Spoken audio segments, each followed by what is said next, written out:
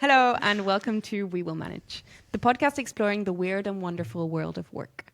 We are two young professionals figuring out our careers one conversation at a time. Today, we'll be diving into the struggles of showing up online. So stay tuned to hear our attention spans compared to that of a goldfish, how 80-year-olds are less afraid to be online, and how there are more lurkers than you might expect. You may even be one.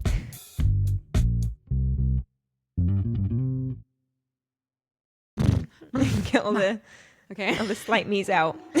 I swear to God, this has become my favorite thing to do. I've been giddy for the past half an hour. I was like chopping potatoes. That's so cute. Anyway, I love it. So yeah, my context has also slightly changed. My background is the same, but today I'm wearing headphones. Yes, for those who are listening. For those who are listening, I'm wearing headphones today. This is due to the fact that I was at the office and I was like, oh, a podcast today. I better charge up my earphones. Trying to be prepared. I know, right? I was trying to be super cool and professional, not have any issues. So I plugged them in to the printer because that's the only USB plug that's in the office. So I plugged them into the printer. Yeah. And then I forgot them. So I'm wearing headphones today. You never know, you might like them more. You might end up switching. Yeah. Maybe. Oh, they're not mine though, so might have to actually switch. Yeah. Right. Let's jump in. I'm excited. So this is my first proper episode leading as you led our first All I have to do is have an opinion. Yeah. How does that feel? Great. So we're going to start with a little game to set context called Fact or Fake. So I'm going to read out a statement, and you're going to let me know if you think it's a fact or a fake. I'm not wearing glasses because I'm not planning on having to read anything during this episode. So there you go. That's all I had to say. Just another little update for those who are listening. So your show is glassless. Is that? Do I need to go and get them just in case? No, I'll get them before. You shouldn't. You shouldn't need them. So I'm going to read you a statement, and you're going to tell me if it's fact or fake. Let me know when you're ready.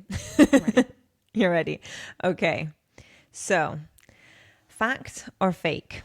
90% of people lurk on social media but never post or engage. 90%. It is indeed a fact. This is called the 99-1 rule of social media. 90% lurk, 9% engage occasionally, and only 1% actively create content. Which, wow. What? I know, right? That's crazy. But the fact that 90% lurk and don't post or engage, I thought it was fake because of the engage part. I was not posting doesn't surprise me. Yeah, but not liking or commenting or anything. Nothing, just crazy. And we're talking social media, not online. Because if it was social media, it's a lot more believable. But online, then it's a lot more believable. All right. Second, LinkedIn posts with selfies get 10 times more engagement than text-only posts. Yeah, I'd say fact. This is fake. Oh. Which is very surprising because in any other social media, I believe this would be fact. But it says, while personal stories do well, LinkedIn engagement depends more on storytelling than just selfies. Okay. So is that the only... Is LinkedIn considered social media? Yeah, right? Yeah. Is that the only social media platform that works like that? That it's more about what you say than the... I'm going to say yes in general, but there's some that are a bit strange. For example, Pinterest probably doesn't work like that. Then we're going to talk about it later on, but there's some other strange social medias that we don't know. I think one called WeChat, which is basically the one in China, which I don't know. I think that's also quite different. But yeah, I'd say in general, I'd say LinkedIn, that's probably the only one that it works like this. The average social media user scrolls the height of the Eiffel Tower every day. No way. Fact. This, unfortunately, is fake. Aww. But, so studies estimate people scroll about 90 meters daily. And the height of the Eiffel Tower is 330. So, we're still scrolling a lot. I'm sure there's somebody out there that scrolls the Eiffel Tower. This is the average. For all those people that scroll nothing but are on social media, there's plenty, I'm sure, the scroll the height of the Eiffel Tower or more. YouTube is only the we second... could create... Sorry. No, it's okay. No. If only we could create energy with that. Like the amount of energy we put into scrolling. Absolutely. Like, new Totally. renewable energy source. Scrolling. YouTube is the second largest search engine in the world after Google. Yeah, I say fact. Fact. YouTube processes over 3 billion searches per month, making it the second search engine globally. Wow. This is crazy. And the fact that it's after Google, because Google is number one, and it's also owned by Google. So Google doing bits. Need to get in the Google game. Yeah. Google was born the same year as us, 98. Yes. It was born on your birthday. Yes. The same day as you. I know. Isn't that so cool? It's so cool. I don't. Do I remember your birthday because I see the Google notification? You'll never know. Never know. And last one. More people trust influencers than news reporters when we talk social media stuff. Unfortunately, I'm going to say fact. So the information it has is saying fact, but it is talking about Gen Z people. So I don't know if you... I honestly feel like if you looked at other generations, I feel like some in the middle would maybe be a bit more like, I don't know which way they would go. But I feel like older ones are also just as bad as like the newer ones. I'd say like 60 upwards. I feel like they get absorbed into like Facebook. No, yeah, like seriously. So the fact, it says fact. Studies show that around 61% of Gen Zs trust influencers over traditional news reporters and journalists. I think I guess it's crazy if you have like to actually trust one over the other. I mean, I'd say that lots of people trust in whatever influencers say. But maybe if they're up against like a news reporter or newsreader, to make that choice to choose the influencer rather than... I think that's pretty interesting. But I can see that being the case. I was talking about it with Ajay. Maybe I should say I was talking about it with my partner.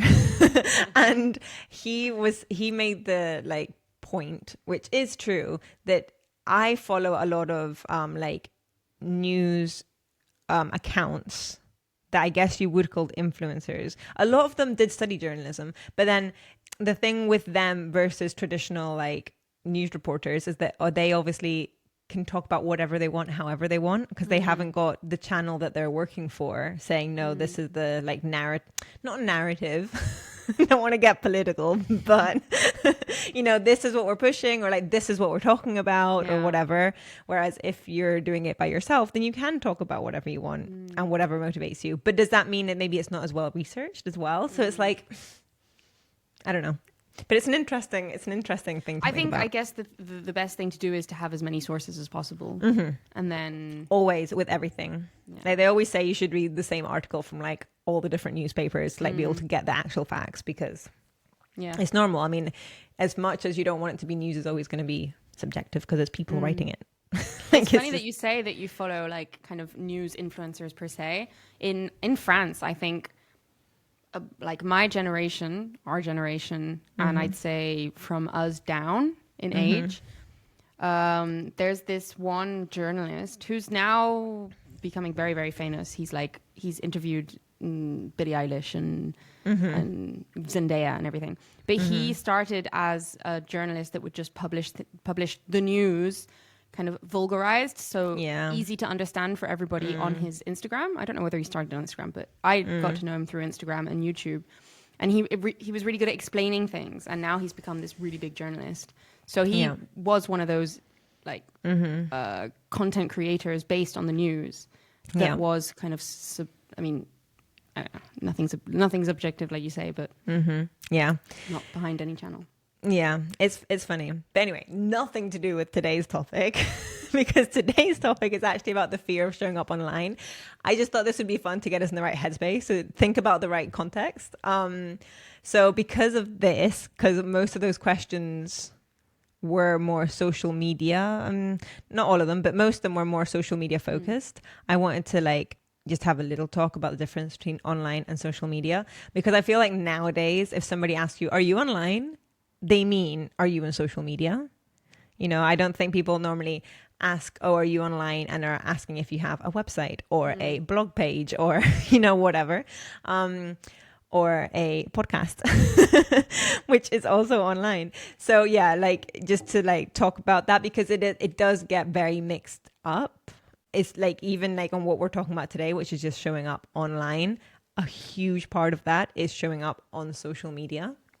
So basically, difference is online is very broad and it's anything you do on internet. So like I said before, websites, podcasts, if you do a Zoom meeting, like anything. Social media is specific to platforms where you are creating content or interacting or sharing or seeing that stuff. So it's, yeah, I think most people now, I don't know, it's so hard because I think most people have a account on a social media at least, even if it is a LinkedIn for their job, or if it's like doing research for this episode, looking a lot on Reddit, and lots of Reddit people being like the only, and that is social media. They were saying the only social media platform that's like worth anything is Reddit, and like defending Reddit over other ones. And, you know, so I think not everybody, it would be interesting to look up the percentage actually, but I think most people do have a social media account and is where they spend most time online. But then of course, even like watching Netflix is spending time online because that's a streaming service, you know? So even though it's not social media, I think it can be more passive, maybe like other online things. But also I feel like social media nowadays is so, people are so like zombie-like when they're looking at it, even though it's not meant to be, it's meant to be an active thing. I think it also is. But 90% of lurkers. So yes, exactly, which is just so shocking. And yeah, I thought it was interesting how like there's that statistic, but then social media was designed for sharing content and engaging and all that, and creating conversations, and not just for consuming. And that is what most people just do. They just consume. They use it as, you know, even like my sister, there's so many like families, she calls them, that she watches on YouTube rather than watching Netflix, you know, and that is obviously completely passive. It's just like as if you're watching TV, but YouTube. That's funny though. Yeah, YouTube. So many people use it like Netflix, but it is a social media, you know. That's true. So I definitely do that. I watch I feel like, I don't know.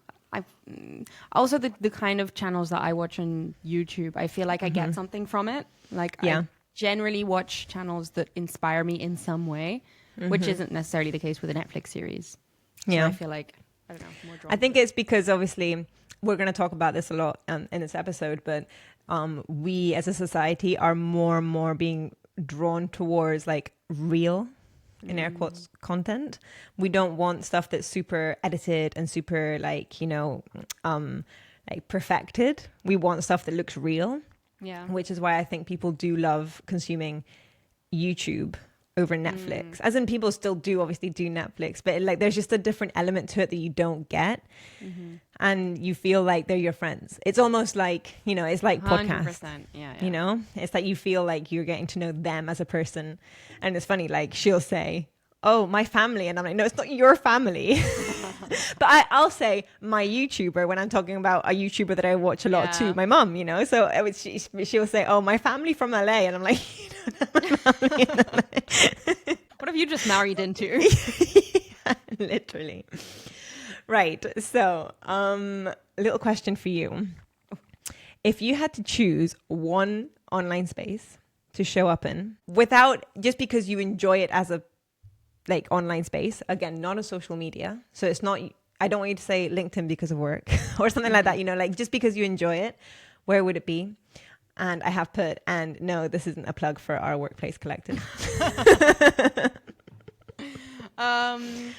Is it the only platform that I can be like creating or posting on per se, or is it the platform that I want to be consuming on, posting? It's the platform that you would spend the most time on.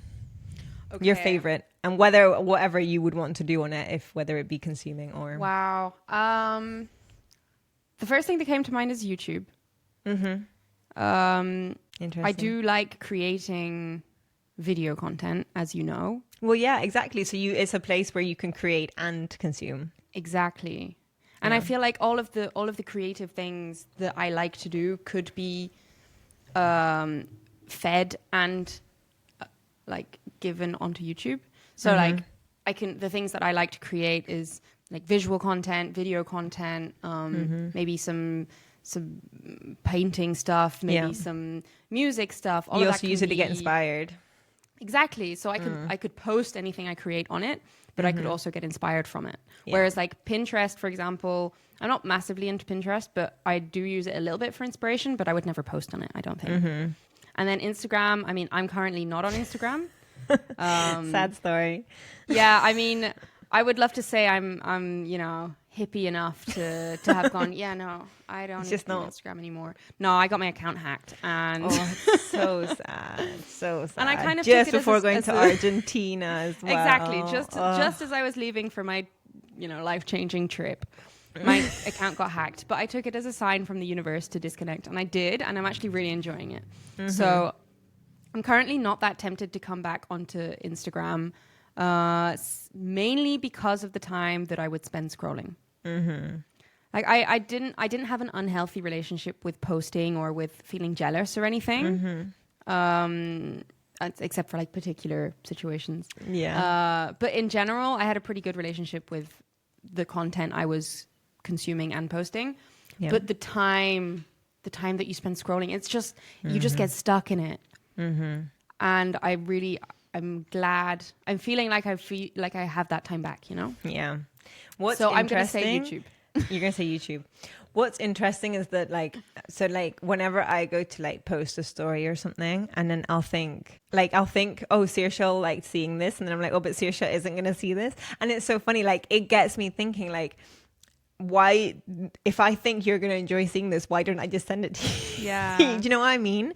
But it's just, it's funny because it basically comes down to that it was something like we as humans would never like know more than 50 people, but now we know so many people, and now social media is basically a way to like broadcast your life to all the people you know. But also I think what I miss the most about it is this constant contact you can have with so many people. Like it's not necessarily because I want to show off my life, but if, for example, somebody that I haven't seen in a really long time, they see that I'm going somewhere, or that I am somewhere where they're going to be, or that they're going to visit.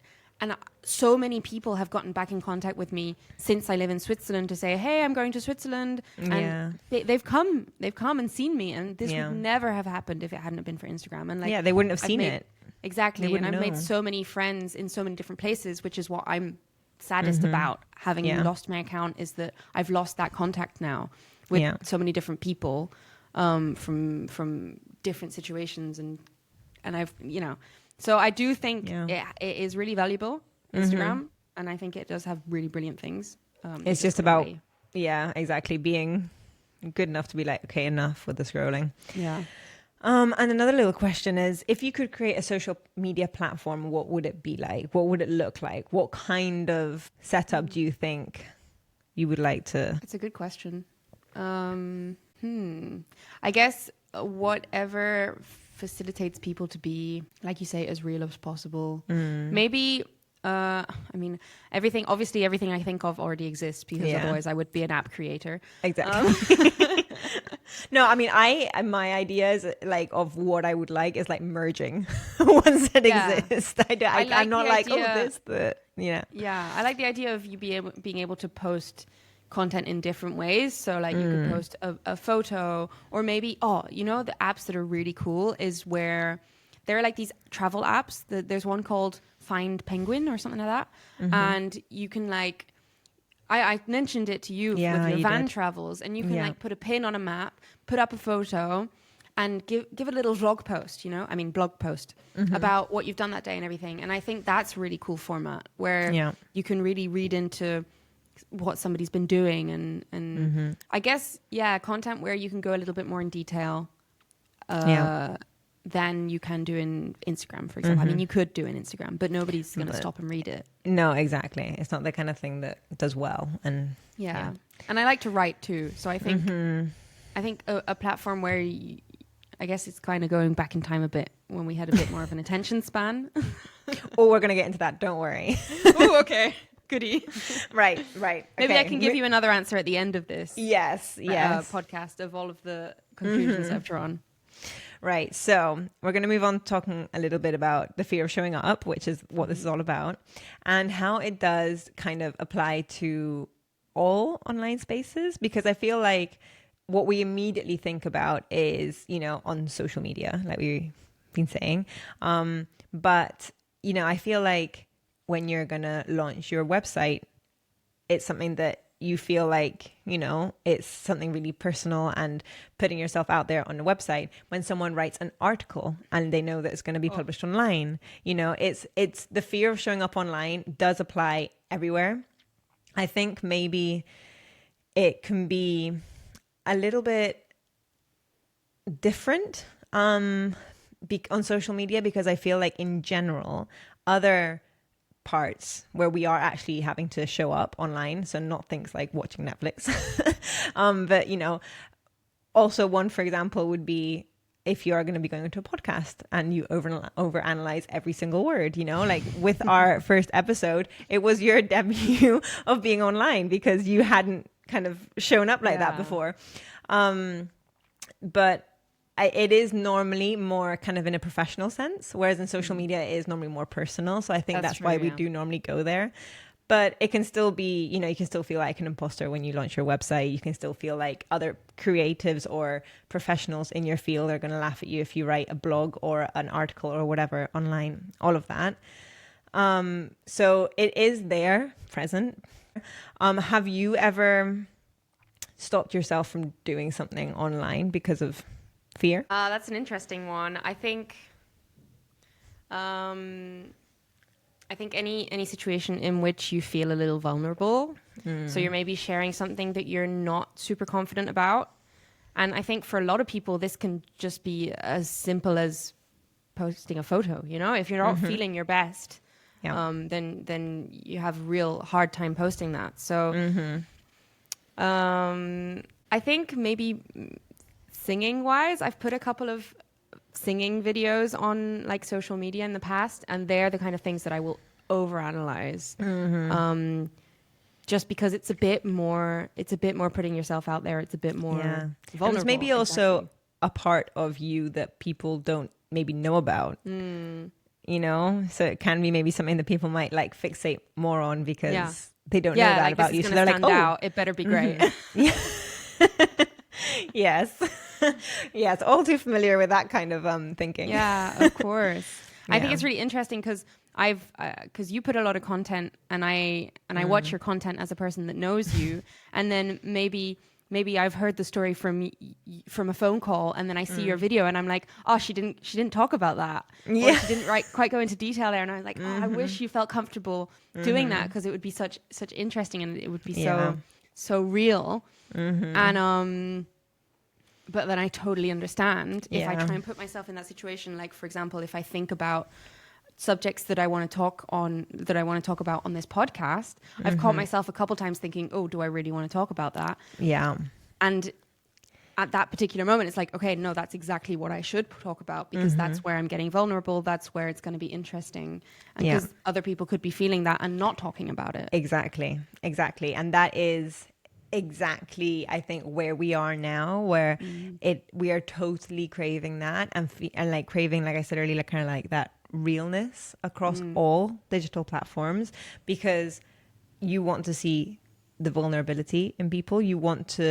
That's how you connect with them. I think now we connect with people because we find them relatable, not because we find them perfect. And that's where the power is, because you can either relate, and if it's not maybe something that you've been going through, someone that has been going through it, or something, always, and on that human kind of level.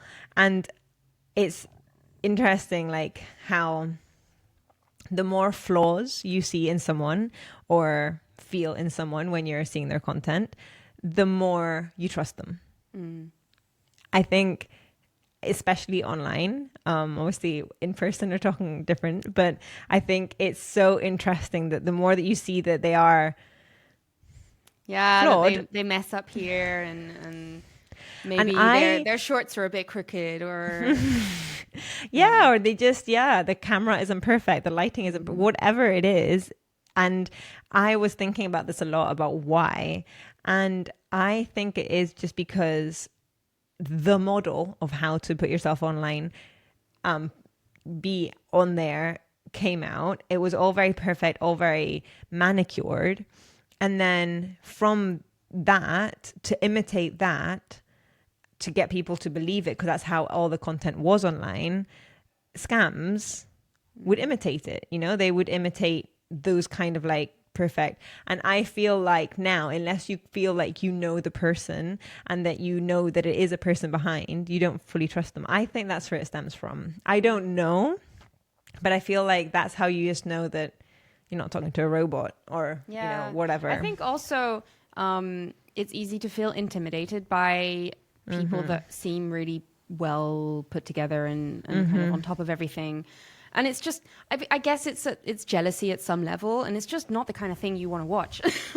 No, absolutely. And it's so, just, I was listening to a podcast the other day, and it was a new one, and my mum had like been recommended it, and we were listening to it together, and I was like, I just can't relate. I don't know why. I'm not finding it like interesting because I just can't relate to them.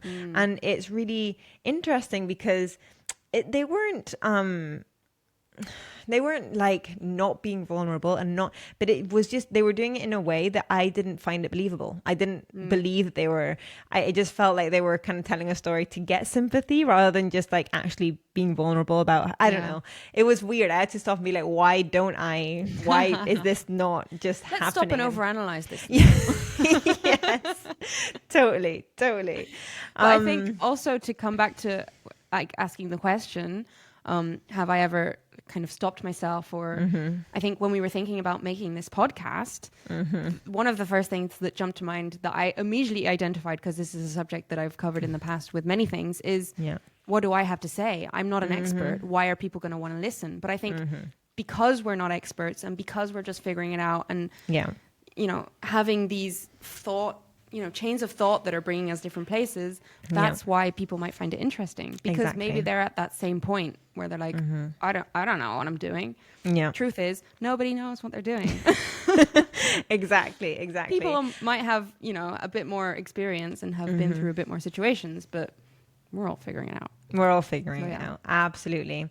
And when I was kind of like, because this is something that so part of my job is social media, so it's something that I kind of had already noticed, how nowadays the videos that are doing better are ones that are just more raw, more unedited. And when I was kind of like thinking about it all for this episode, I thought, and why does that almost feel more scary? Like, why does it almost like, why does it, someone saying to you, so you don't have to be perfect to show up online, why does that make it even harder? Why does, it seems easy, but it isn't. And I was like, why is that? And it's because you have to be you, authentic. You're not showing up as this, like, in air quotes, online persona, because I'm saying that because obviously I feel like everyone has a version of themselves that they put online. But if you're trying to now do raw stuff, and then when you do have a hard moment, you talk about it, and you do just show that, you do just, even if the lighting isn't good, do a video and talk about that and put that on there. Yeah. If people criticize you, they're not criticizing your online persona anymore. They're criticizing you, and you when you're in a not great place. So it can be almost more daunting, the fact that it's like, oh no, it doesn't have to be perfect. Yeah. It's like, so what, I have to be me? Yeah. No, but it's so that, and it's like you're putting yourself out there without being at that perfect, in that perfect situation Polished. where you're super confident about, the lighting's perfect, I'm looking my best. If they criticize me, I'm feeling good, so who cares? Yeah. Whereas if you're feeling slightly, I've got a spot on the middle of my forehead today, and if somebody then picks on that, they're like, ugh. Yeah, because it always hurts when people pick up on the things you're already feeling self-conscious about, so if you feel like, I've put on weight recently, and then you put up a picture and someone's like, she's looking fat around the face, that's going to go more to heart than if somebody says, have a nice Christmas holiday, did you? If someone says like, oh, you'd look better with black hair, I'd be like, I don't care, I like my blonde hair. Yeah, exactly. You know, that's such a good example. yeah. So it's definitely the things that we're already self-conscious about is the stuff. So like when you are just putting a unfiltered version of yourself out there, that I think that's when it almost feels more scary. I think it's less work because you can just, I think for me, when I do that kind of content, I just think, imagine that my nearest and dearest are going to see this, because at the end of the day, those are the kind of people that are actually going to care. And if anybody has something negative to say, they don't know me, so it doesn't matter that they saw that snapshot of me and made an opinion. That's fine. You know, I saw this really funny meme the other day that said, we tell our friends this is a safe space and we don't judge. And then there was a photo of Barbie making this like really judgy face saying me judging. And I showed it to my mom because I thought it was so funny. And she was like, I mean, I think that's like, we can't not judge. Like, we're human. You're going to have a thought's going to come to your mind when you see something or someone. The thing is what you then do with it, you know? Yeah. Well, also like when you're judging per se, yeah, but you don't put that against them. It's like, exactly. You might think I wouldn't do that, or I wouldn't do it like that, or whatever. But, you know, you don't have to be like, oh, you're such a whatever for doing that, you know? I feel like now when anything becomes the norm, there's always going to be the people who come up against it. No, so I think this is with being online and being on social media. I think this is, you have the people who are against it and people who just aren't on it. How do you think that not being online might affect you in a social sense? So do you think it would affect you positively or negatively to not be online in a social sense? I mean, it's a really interesting time to ask me this question because I've been on Instagram for years and years and years, and now I'm not, and haven't been for the past 4 months now, or 3 months. I think it's easy to feel slightly left out when you're not on Instagram, when people are like, if you meet new people and they're like sharing stories and like, oh, I think those were the times that it was hardest for me to be like, oh, I'd like to be able to share that too with my friends. But I don't think in real life that made any difference. Yeah. Like, I was still hanging out and having fun with those people. And I don't think not being able to share that with my entire following made any difference either. Overall, like, not being online at all, it might bring you less opportunities. I think it could have an impact on, because you're less, it kind of comes to what we were talking about last week about the more open you are, the more conversations you have, the more contact you have with people, the more opportunities are going to arise. Yeah. So that could be opportunities in terms of work, meeting people. I do think that would make a difference, because then you're constricted in a way to the in-life conversations that you have. Yeah, I think maybe that's where I would see a negative. And apart from that, then I think it can have a positive toll on your confidence and how you enjoy like your day to day. Like I'm very rarely now look at something and think, oh, I'm going to share that on Instagram. Whereas if it's something that I really, really love, I'll take a picture of it just for myself or just for my loved ones, and I'll send it to like my family group. It's such a tough question. I feel like we, as like the generation that we are, we've so often asked ourselves this. Kind of in everyday life, because it has become such a big part of everyone's lives, to the point where we now have an expression which is IRL.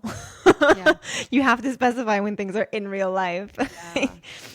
So a few little like just bits of data to go with this question is, as of February 2024, the largest group of internet users worldwide were aged between 25 and 34, and they account for 1/3 of online users.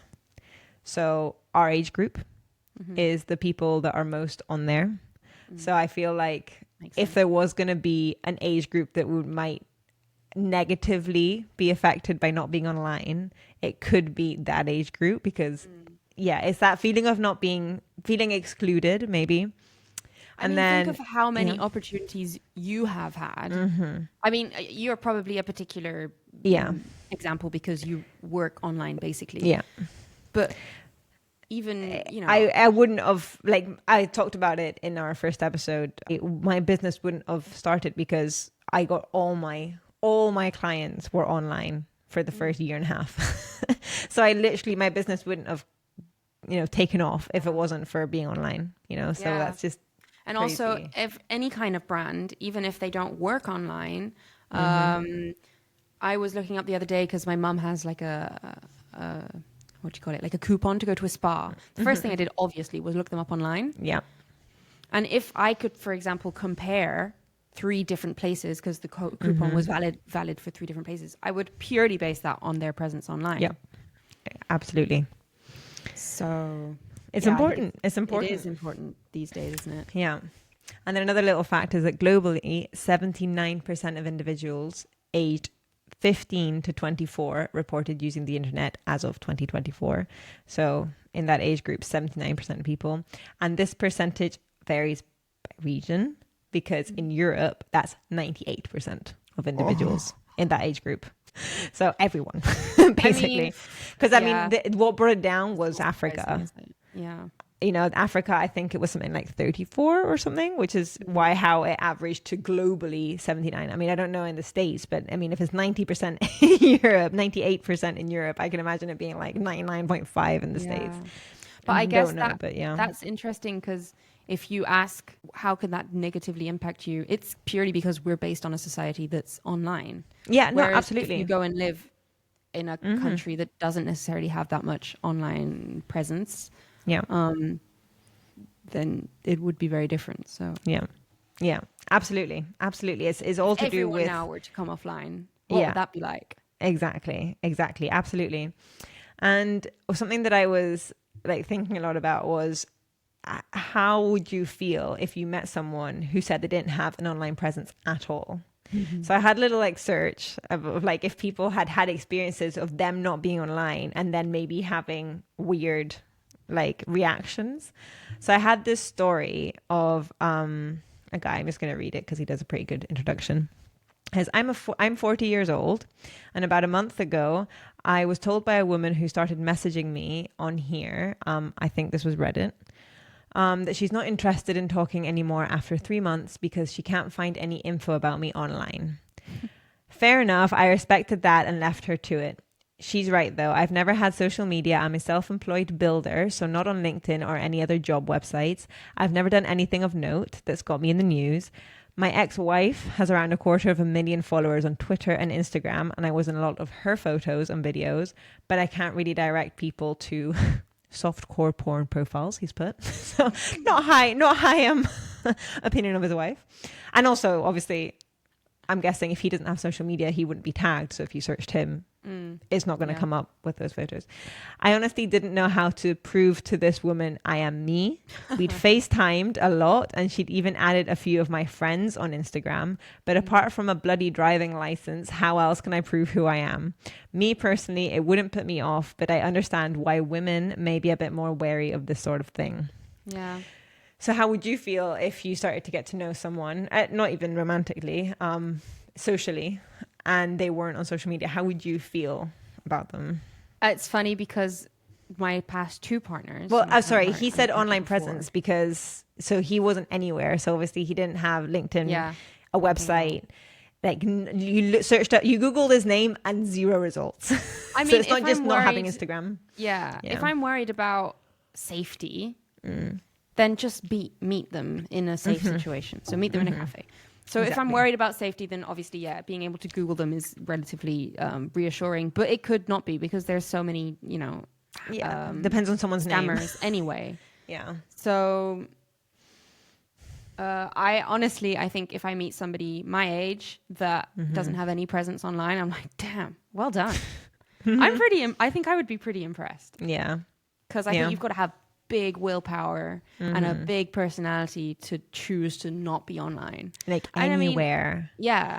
It's just for me it just feels so crazy, but I mean, if you do have the kind of job that allows you to not have to be online, because I think most people who are like against social media would still use it for in a professional sense.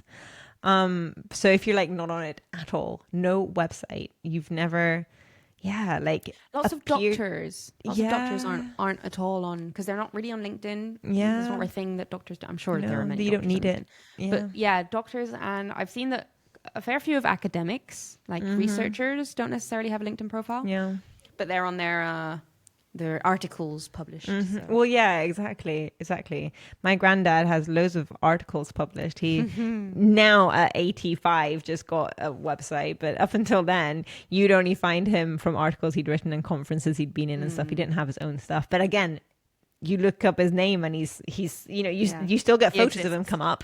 You get photos of him from conferences and stuff, so like even he who is 86 has a presence online, he doesn't actively do anything, but it's still there. I actually had a new client recently, and he is older. He's in the older generation, and he was talking about wanting a website. And then a few days later, he came to me and said, "Oh, I've just Googled myself and loads of things come up. Do I still need a website?" So you were so cute. Oh, brilliant. So I was like, yes. It's not quite the same. You want to be able to show people what you want to show them, and exactly what everybody else wants to show them. Exactly. So just interesting kind of thing to think about, and how possible you would feel it for yourself if it would be. And like, so I asked you if you think it would affect you negatively or positively. Obviously, if you're not on it at all, how would you be able to, or would you be like, no, there's too many negatives for me? Which social media platform do you think is number one? Like the as more of today? people use? Yeah. Instagram. With the most wait. monthly active users is how the answer is. Instagram. Okay. Well, as of early 2025, now you're going to be really surprised. As of early 2025, the most popular social media platforms worldwide based on monthly active users. So the numbers I'm going to tell you are monthly active users are Facebook, with approximately 3.05 billion monthly active users. So is that like purely the Facebook app, like the Facebook platform? Yeah. It's not like Meta? No, because we do have Instagram separately. Then we have YouTube with 2.49 billion. Then it's WhatsApp, because WhatsApp is a social media with over 2 billion. So it's crazy to me that YouTube and Facebook are more than WhatsApp. Like, taking WhatsApp as a social media, that would definitely be my number one. Like, it's just, even with clients, so this is like monthly users. So the monthly amount of people monthly active users actively using this. Yeah, because I'm sure there's way more on Facebook, but it's just accounts that are dormant or whatever. And we saw 90% of people are just lurkers. So, I mean, this is people who are actively doing things. Then add 90% on them. Wow. Then we have Instagram. So, because WhatsApp was over 2 billion, Instagram is just under 2 billion. So, I mean, WhatsApp and Instagram are there and there. Then TikTok with 1.56 billion. And then WeChat with over 1.3 billion. So which is Facebook's quite still doing well. Well done, Mark. Yeah, totally crazy. Have you watched the Netflix documentary about Facebook? It's called The Social Network. It's so good. I don't think I have. That's your I feel homework. like I've seen something as my homework. And now, so I asked you socially if you think not being online would affect you positively or negatively. What about in a professional sense? Definitely, because I think in general, because obviously, like we were saying, some professionals don't need it. Yeah. But like even the story, 100%. Even the story where he was saying he wasn't online because he's a self-employed plumber or builder or something like that. Yeah. But like you said, the first thing you do is Google someone and you want to know their reviews, especially in a professional sense. Like, how do you choose between the 3 spas that you're looking at? One thing is just what the facilities look like, but obviously reviews is a big one too. And it's something that's really hard to get. But I think that's something that even if you are someone who's self-employed, I mean, I guess unless you live in a really small community where everyone just knows everyone and word of mouth is really enough and that will keep you busy, then maybe not. But I feel like there are so many businesses that people can choose from. Being able to find you online and look at reviews, I mean... Yeah, I guess if you like you say, if you're one person, you have limited time. If you're good enough at what you do, it's likely that even not being online yourself, other people could recommend you via online platforms or something. Yeah. But if you're a company or a brand that wants to grow, 100% you have to be online. Yeah. So some like facts about online and being professional. Recruiters and employers Google candidates. This is just something, you know, it's something like 90% of them do. Like that's the first step. If you're not showing up on LinkedIn or at least in any relevant way, you know, they will just automatically be like, let's just not even look at this person, you know, because it's extra work for them to try and figure out who you are. So like right there, if you're applying for jobs already, 77% of employers screen candidates online before hiring. So like before interviewing. So before actually like making that contact. So if you send something in, your CV, whatever, 77% of employers will make a decision just by what they find online. They might not even look at your CV. They'll be like, this is the name, let's look at them online. And then if we can't find anything or we can't find anything we like, just know before they even look at your CV, before they even like think about talking to you. Industry involvement, so things like blog posts, LinkedIn comments, all that, recruiters and employers like, because it shows that you have an opinion, that you have you're proactive. And I thought this was nice, got tied in with last episode, 85% of jobs are filled via networking. Wow, 85%. Yeah. Which is just crazy. I mean, I don't know, obviously that can depend on, maybe it's how you meet or maybe it's how you actually get hired, whatever. You know what? I think we really underestimate the amount of work and resources it takes to hire. So if you just know somebody that you think could do a pretty good job, and if on top of that you know that they're relatively easy to work with, 100%, you save the time, save the resources. Absolutely. Right. We're going to talk about one other thing before we go on to the end of the episode that I just thought was really interesting when it comes to about being online and about how to kind of get over the fear of being online. So everyone knows that the human attention span is now very, very, very, very low.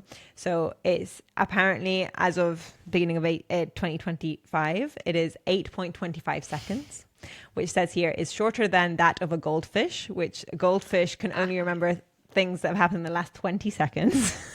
Ours is shorter than that. However, there is something good. Recent trends indicate a growing appetite for long-form content, especially on platforms like TikTok and YouTube. So on TikTok, people now spend 50% of their time watching videos that are longer than 1 minute, which is crazy considering attention span is 8.25 seconds. And viewership of such content increases nearly 40% over a 6-month period. So if they see someone once in a long video, then they will keep wanting to see that same person, and it increases from 50% of their time to possibly 90% of their time watching longer content, which I just thought was so interesting. And okay. I think this is so interesting because it ties back to what we were saying before about being real and seeing authentic and seeing vulnerable. Because if you can see it feels like it contradicts like that thing of like just quick and easy and, you know, whatever. But then there's that flip side of wanting kind of genuine desire and in-depth, connection with what you're seeing. And a big example of this is podcasts. Like podcasts have been around for a long time, but I feel like recently they've become more and more popular. And the only reason for that is because more and more people are wanting to listen to podcasts. And it's something that most podcasts that do well nowadays can be over an hour long, and yet they have millions of loyal listeners who will listen to the full episode from start to finish, and it's that interest in kind of long form format, which is making things like podcasts be more popular. Yeah, I mean, you can go so much more deeper in a conversation that you have without filter for just under an hour, for example, in our case. You see so much more of a personality, and exactly, and you feel like you learn something as well. You feel like you learn something if you feel like you've connected with someone, and it's just so interesting. And another part of online that also this is, seeing that you're seeing more and more of how the longer it is, the better, the more people enjoy it. It's blogs. So research reveals that long form articles, which are any over 900 words, are the ones that get the more page views, more shares, more click on the links, because people that surprises are me. more interested. I know, me too. I was like, what? And I really loved, I saw this somewhere that someone was talking about all this, and they said the reason that we want this is because we've been bombarded with so many quick clips and list clicks that our brains are crying out for a little substance. Long form content gives us the chance to slow down, dig deeper, and actually learn something. Which is so true. And I saw somewhere some statistic of how harmful scrolling and being passive, passively consuming content, diminishes creativity. Yeah. It is directly related. So, and I think we feel that, and then the less we create and the more that we consume, the more depressed, the more unmotivated we feel. And I think we're starting to realize that. And when you do listen to a podcast episode, for example, just because I feel like that is an easy one, because you can do it whilst driving, whilst whatever, you feel good after having listened to it. It's not the same as after an hour of scrolling. You feel good. It's different. Exactly. It's a different feeling. Exactly. It's such a big difference. And I think that's also what I felt with coming off Instagram for a bit. The time that I do spend on any online platform, I always come out of watching the videos on YouTube that I watch feeling good and feeling inspired. And it just, like you say, it makes you feel good rather than, I just sat on Instagram for the past 2 hours. I've wasted time. Yeah, exactly. Yeah. And when you feel like you're learning something, or you're being inspired, for or you, you're connected, it's an added value for you. It's an added value, so you're more likely to spend time where you feel like you're gaining something than just consuming and feeling like you're wasting time. Yeah. And I think that applies to so many things. Absolutely.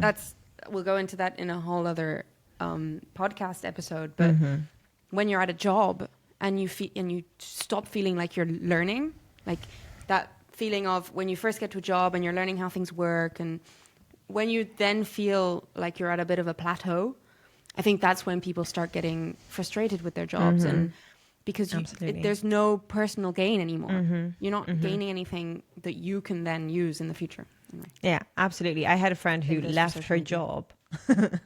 She left her job and started looking for another one, simply because she was getting paid well, but for half of her working day she was bored because they weren't giving her enough to do, and she was like, I actually feel like I'm going insane. And those people would say to her, oh, but you've got the best of both worlds, because you're getting paid, but you're out of 8 hours you're only working 4, but you're getting paid for 8. And she was like, it's driving me but I have to insane. sit there for 8. Well, exactly. I'm sat there literally just looking at and I'm going crazy. Like, I just can't do it. And it's true. We need, that feeling of like, I'm wasting time is just going to cause anxiety always. So I've got a few little advice things for people who are wanting or needing to put themselves online, because like we've said, especially in a professional sense, it can be very important to do so in this day and age, unfortunately. I actually, of everything that I do, my least favorite part is social media. I just can't. I find it like, ugh. Like, there are some like YouTube I love, for example. So it's, when you say social media, I mean ones like Instagram, TikTok and such. But now that it is this kind of new kind of content that we've been talking about in this episode, I am finding it a lot more fun, a lot more creative. You know, it's a lot more just kind of, I'm doing it to connect with the right people and the right clients, not to just be online, you know? So I think maybe before we read them, kind of the bits of advice, we've got a few questions. I also have a question for you. Yes. You've now been putting yourself online. When did you do your master's? 2020. You've been actively publishing, you know, you in your full being now for almost 5 years. You search Alba Harden and only I come up. In fact, when I was trying to see if my account was still active, I would look up my name and it was your posts that came up. Anyway. Amazing. So you've been doing that for a really long time now. On the subject of being real and vulnerable online, have you felt an evolution of what you're capable of being comfortable with over the last 5 years? Where are you at now? 100%. 100%. I mean, if I haven't talked about it yet, it will become clear. I am a huge perfectionist, and obviously crafting your perfect online presence is a huge part of that, especially when for a long time, for the past like 5-6 months now, but for the other 4.5 years that I've been running my business, my name has been the name of my business as well. So albaharden.com was a website for my business. My Instagram, LinkedIn, everything that was called Alba Harden was basically a CV for clients to find me. You know, everything was a show of my work. So it was stressful, and it wasn't only personal, it was also professional. No matter what you published, be that on your Instagram account, on your YouTube account, everything. Because there was no difference between Alba Harden personal and Alba Harden business when it came to online. So I think it felt social media for a very long time, and it still kind of does sometimes, feels more like a second job more than like a fun place to post what I'm doing. But I think now, especially, it's become a lot easier now that I have created a studio, Cosa Studio, as the professional, and Alba Harden has been able to go back to just being me. It's still me as the founder of Cosa Studio, but it's given me more space to show a bit more personal things in a way that doesn't, you know, it doesn't matter. Like, for example, one thing that I have to match brand. Exactly. And one thing that I struggled with a lot when I started my business was my YouTube, because we talked about this as well in the first episode. I had always put videos of my personal life and travels and everything on there, and now I also wanted to put on there my professional, you know, music videos, professional film productions, anything like that. And I thought, do I create a separate channel, and like, how do I do it? And I ended up just leaving it all, because for the same reason, I am my business. So if people don't like me and what I'm doing and how I'm doing it, they're not going to enjoy working with me, you know? So it did get to the point where I was like, you know, if they don't like the vlog about when I went to, I don't know where, Aqua Park in 2012. Like, you know, then sorry, like, you know, I don't, there's nothing I can do for you. This is me, and this is my business, and it's all one thing because I'm one person. Now it is a little bit separate, but I'm really enjoying feeling that it doesn't have to be perfect anymore, you know?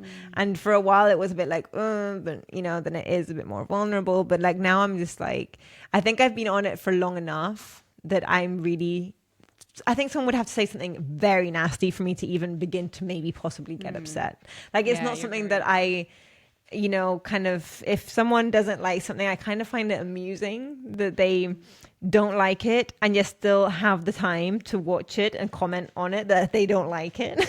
I know if I don't like something, I don't bother sticking around to watch it to the end so I can leave a nasty comment. So I just find it amusing that people would do that. I think that's a beautiful tell of how comfortable you are in your own skin. I think that's a really something that I can be very grateful of as your friend, that you do feel like that, and that you are confident enough to be very robust when it comes to negative comments. And I think your Terra Trotter, so Terra Trotter van life is kind of a new form of content for you. Yeah. Where I feel like you have been in situations where you can be open about things that are a bit more raw, a bit more, okay, I've come up against an issue here. Maybe I've driven into a ditch or, you know. Yeah.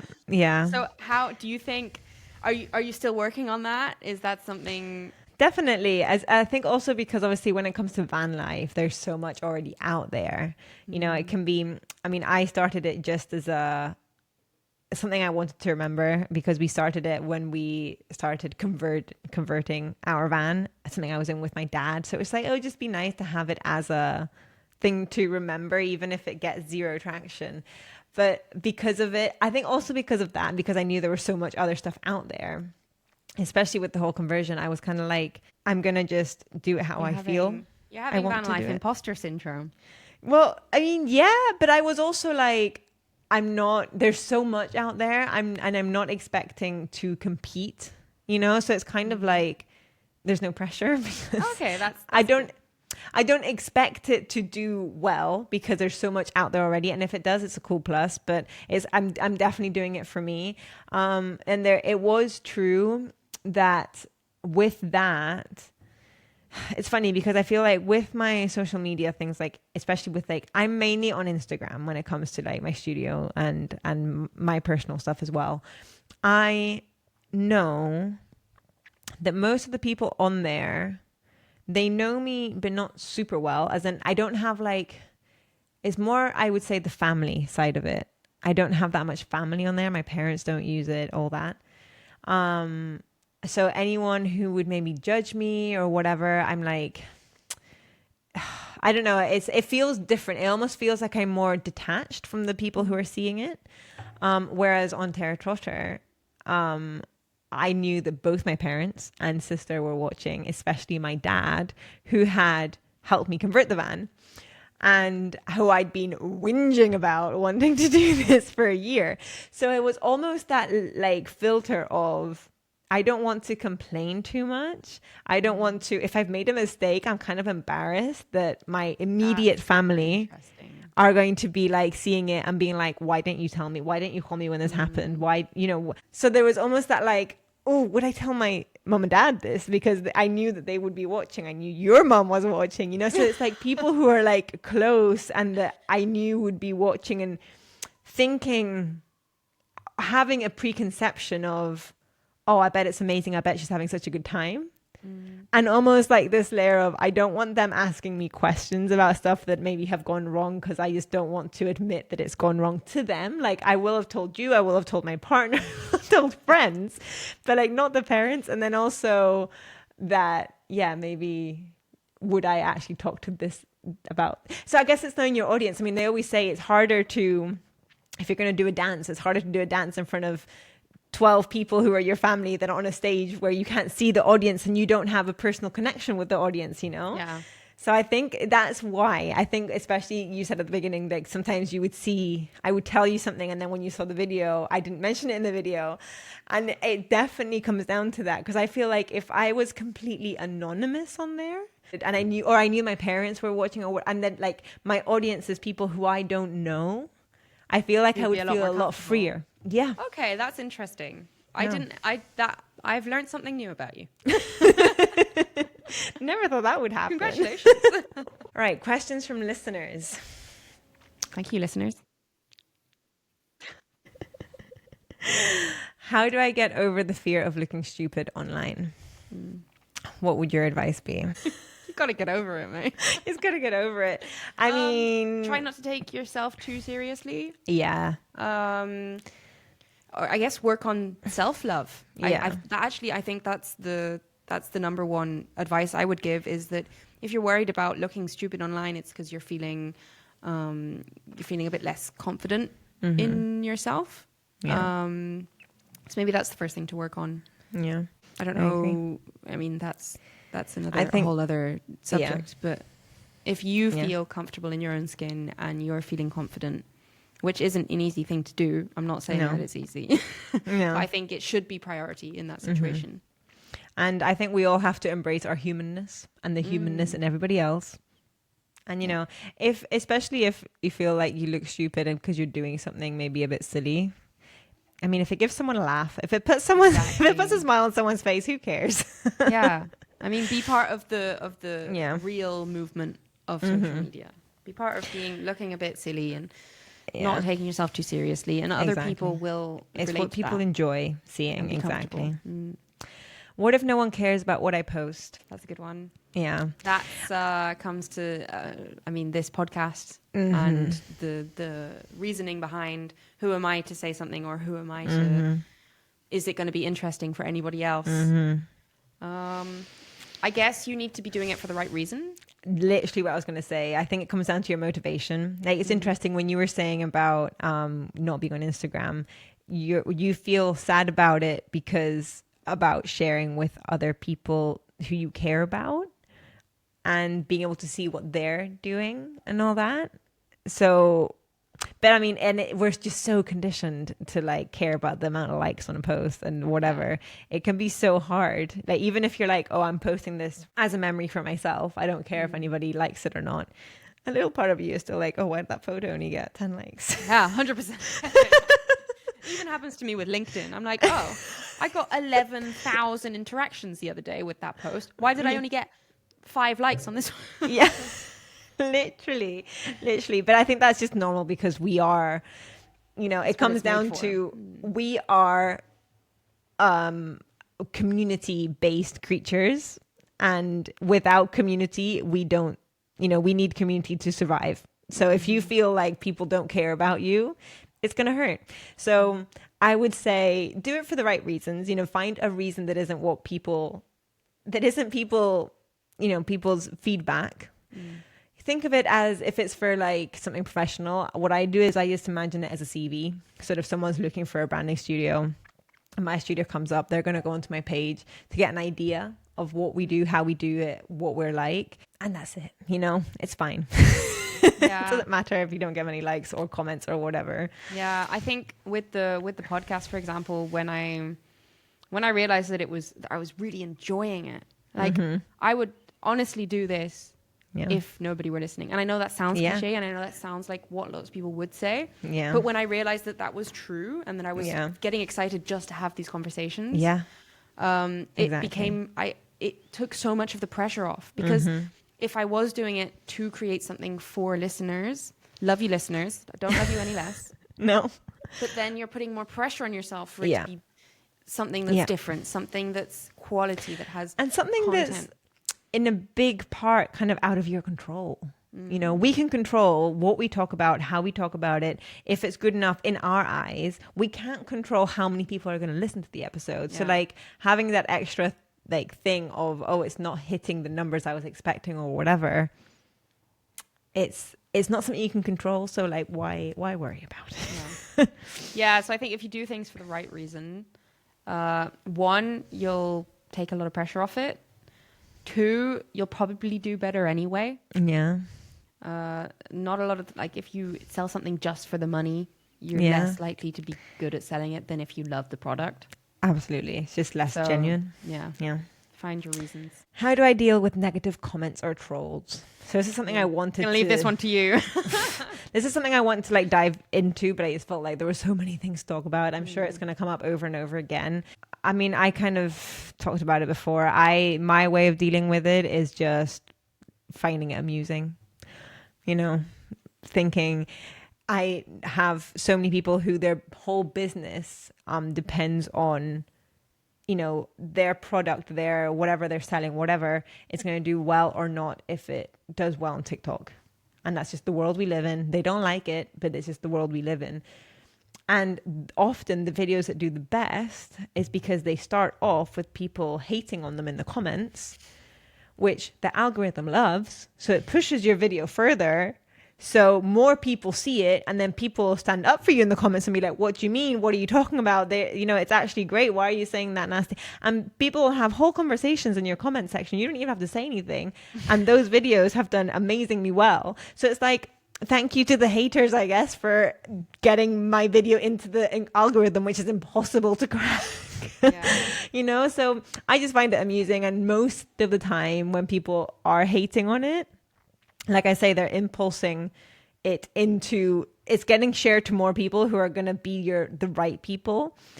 And they're just helping you. So you just find it amusing that they don't like it and yet they're helping you. Yeah. And maybe if you do receive a negative comment that you're struggling to deal with, or it's like playing at the back of your head, talk to one of your loved ones about it. Like bring it up. I was literally going to say. Don't keep it to yourself. Tell your partner, tell your bestie, tell your mum. Yeah. Just to talk it over. Because if it's bothering you, it's probably something that you're feeling sensible or sensitive about and vulnerable about, and that's probably something that you could do with talking about to somebody, and then obviously if you choose the right people, then they'll help you through that. So exactly, definitely don't keep it to yourself. Talk to somebody about it, and thank the haters. What should I even post about? Post about things you love. Post about things you enjoy.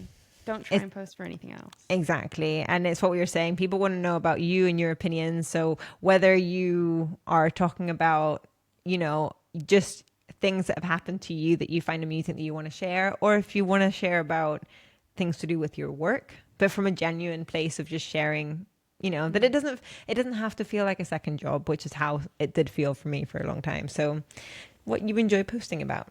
And something also, obviously, people talk about this so much about I would say, I think the first one would be to reframe, rather than think of it of this chore, like we were talking about, to try and think of it as something interesting, something fun, something that you would enjoy doing, a little experiment of like what kind of different things, because you might enjoy doing it. You might enjoy, for my mom, for example, she hates with a passion social media, and I said to her, it would be really good that if people looked you up, that you at least have a presence on there. And now she loves getting her little videos of the horses to put on there. She's actually enjoying it. To enjoy, yeah. Exactly. And she's also, one thing is she would always go on about who even cares about this, but she has now come to think of it as just having a presence on there. So if someone looks her up, they see that she is active, she is still doing this, she can see a bit more about them, a bit more personal. And if a video only gets the 10 likes, then it only gets 10 likes. So that's not the reason to do it. And imagine the worst case scenario. Like, imagine you post something, what's the worst that can happen? I think that is kind of and if you can come up, well, this and this and this is the worst thing, like, well, then maybe don't post about that. There's your filter right there. But what's the worst case scenario? Like, imagine you do a video, you feel a bit stupid, you put it on there. Like, what's the worst that could happen? If you're like, oh, well, my boss could see it and they could fire me. Don't post about that. If it's, my kid might see it and find it funny and show it to his friends.